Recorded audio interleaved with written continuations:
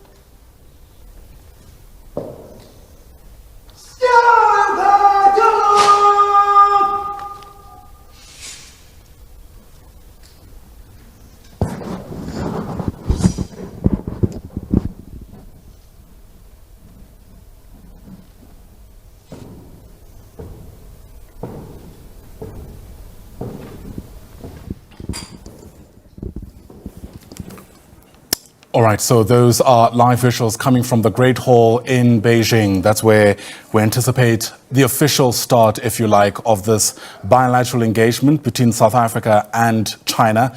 In frame there, you can see the two leaders of the country, our President Cyril Ramaphosa and his counterpart Xi Jinping, as they observe, I guess, what is characteristic of these kind of engagements, the kind of pomp and ceremony that precedes the very important discussions that are likely to take place behind closed doors before we are told of these great announcements, which I've been alluding to for much of the morning.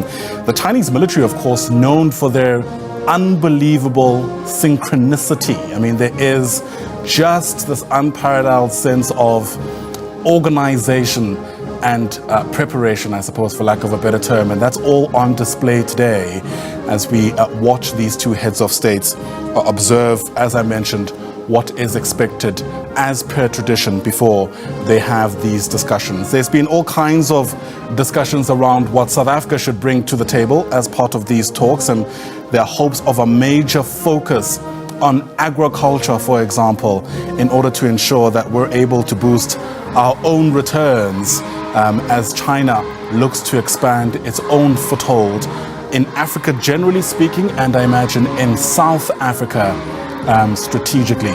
It seems there's also a whole lot more of a chanting, uncharacteristic, dare I say, for China. Let's continue listening in.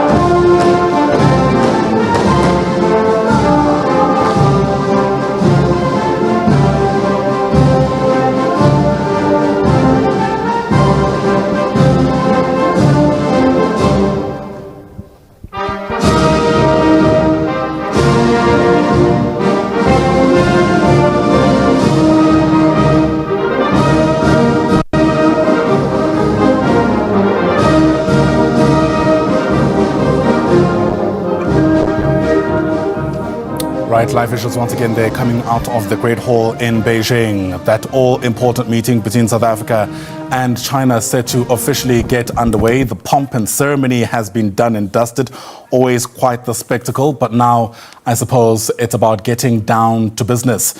Several ministers from South Africa, I imagine, will also want to make sure that their own sectors are prioritized. There are hopes that whatever emerges from this